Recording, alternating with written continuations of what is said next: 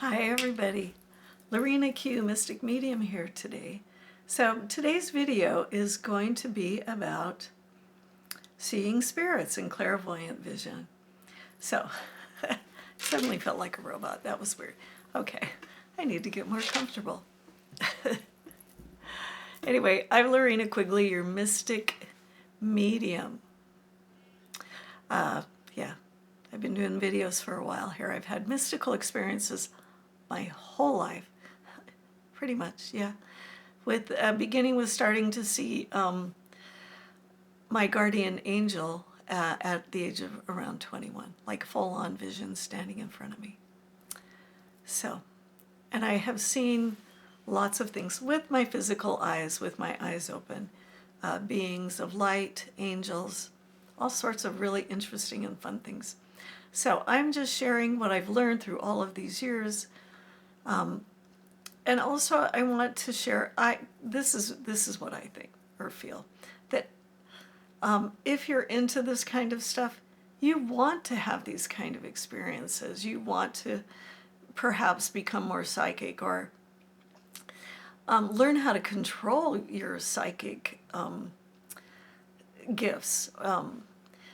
And that's when I started taking psychic development classes. I wanted more control over them because they had happened my whole life, but I wanted to be able to tune in when I wanted to tune in or turn it off when I wanted to turn it off.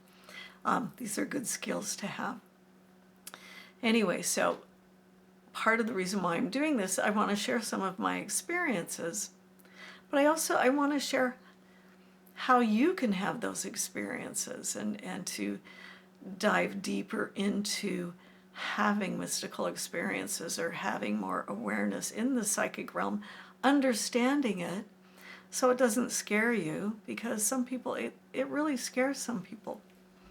Yeah, and it can, rightly so. I've seen a few scary things. I don't talk about it a lot, but I certainly have,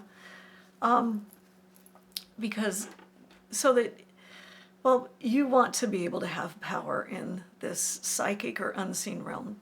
It just makes you feel better. And the times that I've been scared are just less, probably 2 or 3 times at the most.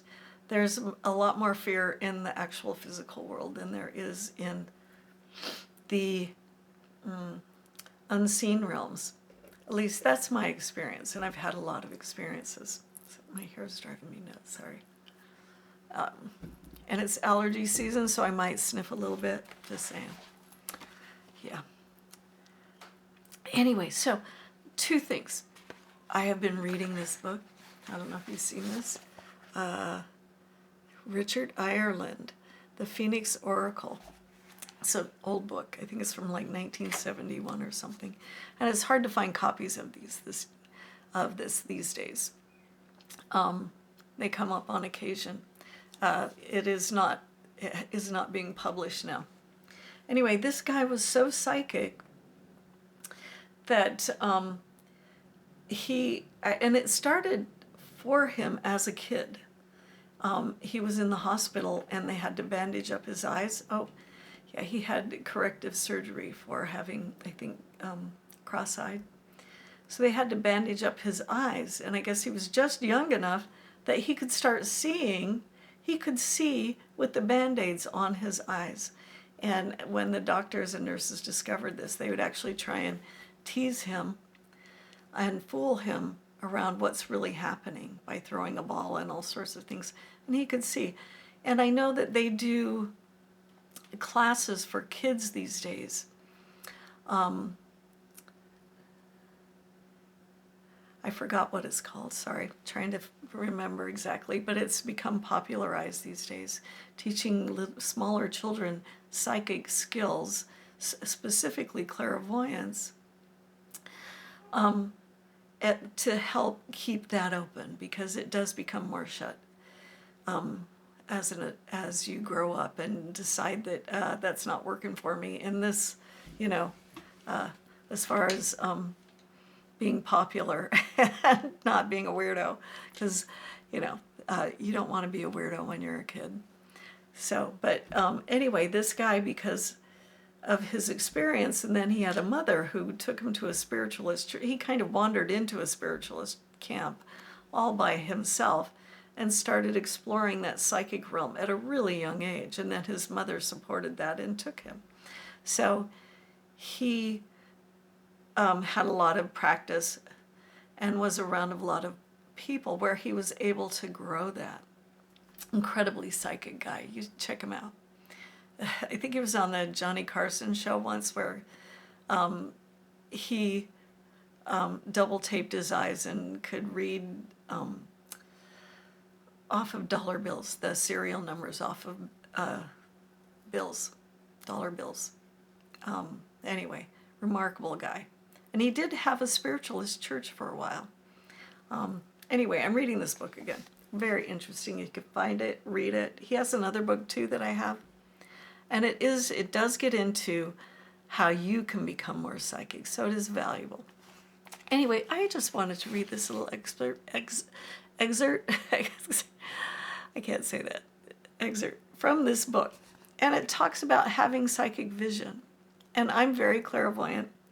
So hey, this speaks to me. I love it. See if it speaks to you. So he speaks of, I always tell people with newly discovered psychic vision is not like seeing with your eyes. It's more like seeing with your whole consciousness. While it seems more frontal directed, as in front of you, it does have a much broader horizon of sight than physical vision, and yet not with the clarity of physical vision. It is much more like discerning shapes and objects as in a darkened room at night when there is just enough light to see the outline of some things. Also, it is sort of a pulsating. It comes and goes. Sometimes there is a feeling of things being pretty much clear. And there are times when it is so dark that I'm not able to discern anything at all. Similar to the ebb and flow of the sea in some ways. And when I discovered this ability as a child, I was unaware that my gift was unusual in any way. I considered it perfectly normal. A natural, normal experience. I never considered myself special or different. Anyway, that's just part of one paragraph in the book. So, when you see things clairvoyantly, it could be in just pieces, blips and pieces of things that come together that sometimes it's energy, waves of energy. But there's sometimes, and this is my experience, that you get information or knowledge with what you see, and there is an understanding, and then you share that with people when you're giving readings. Very cool. Very cool. All right, so if you can find this book, hey, read it. It's really good. And his other book is easier to find. it's more recent. And I wanted to share, because somebody asked this question, and this happened to me several times, like 2 weeks ago, 2 weeks in a row, where doing a reading, where and these were both group readings, actually, somebody came through who had not passed yet. Now, this happened twice in 2 weeks. The first time, somebody's mother came through. She was getting ready, grandmother. She was getting ready to pass and very, very close to her passing. She showed up in a reading. She showed up to share information about what's going on with her and what she's feeling, right? What is happening with her and how she's feeling. And also, as per usual, they usually come in to show love for the support that they've been given throughout the life. Interesting, though, that this daughter also came through. for the mother. Because she was one of the support people in the scenario. I could see her there also. And what's interesting is that she did die that same night that she came through in this message circle. So just a really interesting piece of information that she came to show up.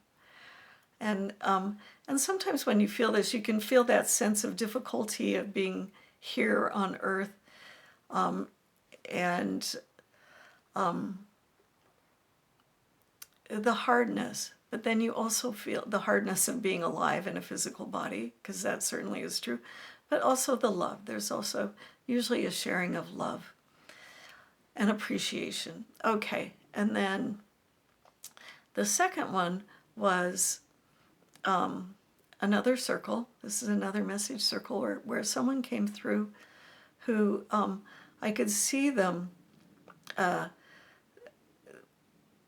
This person had cancer. I believe it was colon cancer, if I remember correctly. This is about 3 weeks ago that this happened. Anyway, she had cancer. Life was particularly difficult. She had a really hard time finding herself being in a position of need as far as people assisting her and helping take care of her, because this was a very independent person. So as I'm describing this and what I'm seeing, and I said, and this is a friend. This is similar to the age of whoever it was in the group. And so one of the women stepped forward and she says, "Oh, that's for me." And she said, "But she's still alive." I'm like, "Oh, okay." She's still here, but she's getting ready to leave.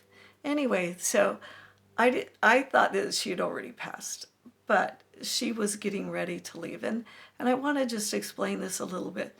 So when people come through who are still alive, who are getting ready to pass, they can pop in and out of their body really, really easily. Much more so than us who are just more connected to being here on earth and not that close to the veil or stepping into the other side permanently, at least from this perspective. It's easy for them to move in and out of the physical world into the spirit world or the astral plane. And so they may come and communicate with you before they pass. It is very, very possible. Anyway, and I just wanted to say, she was going to go visit her like in 2 days, her friend. So anyway, that was just an interesting experience. So yeah, you can get messages from people who are still alive but getting ready to pass. And one of my experiences with my friend Jody, who passed, she was in a coma for, was it about 2 weeks or so? She got hit. She was bicycling, and she ran into a car, a moving vehicle. So we never really got the full story whose fault that was, but it sounded like it was Jody's, and who knows what was really going on with that. But what I saw after she had passed, and this was in a class, we were doing a message circle with the lights out. What she was showing me was, as she was on her deathbed, she was popping in and out of her body, like continually, and she was showing me what that was like for her. And then when she permanently popped out of her body and just went to the other side, she was so damn happy. And this is what she showed me. She was laughing and was happy to not be here anymore. It's we who are left behind that are sad. And sometimes people who are on the other side are sad because they didn't want to leave so soon. They felt they had other things to do, and are very aware of the people who are mourning for their passing. But she was happy. She was like, "It is so nice to be over here," and laughing. I mean, laughing. And Jody had a big laugh, and this is what she was, and I could see it. my eyes were open, but she was showing me this. I could see it in front of me, like this big spectrum or plane of energy that is the other side through clairvoyant vision. This is what she was showing me. So it was kind of like what I described in this book, as far as like this expanded view of consciousness that your eyes don't normally have, so you see things differently. But I was seeing it very, very clearly. Anyway, so it was, and which is a wonderful message that, we miss her, all of Jody's friends. We miss her, but we know she was very happy to not be here anymore. Very, very happy. So, hey, just a perspective from the other side. Anyway, because, life is different. Life is just, it's messy and it's not easy. And sometimes it's really a struggle. Anyway, I think that's it. So, hey, if you get a chance to read this guy's book, read it. It's really, really good. Really, really interesting guy. I mean, some people say, oh no, psychic powers are not real. Oh no, they're real. And I've had a lot of exceptional experiences with my clairvoyance and mystical experiences, and so have a lot of other people. It is, I just want to say, it's real. It is real. And it's really fun. So if you can, take a psychic development class, take some circles, like sit in some message circles so that you too can become more psychic and start working with those experiences. It can only help you. Really. It can be a great advantage to be psychic and use those powers just for your everyday life. It doesn't mean you need to become a psychic, but you can use them in your other, just by being, use your intuition. It will help you get through life with less blunders. And we've all had those. Anyway, have a great day, everybody. Bye.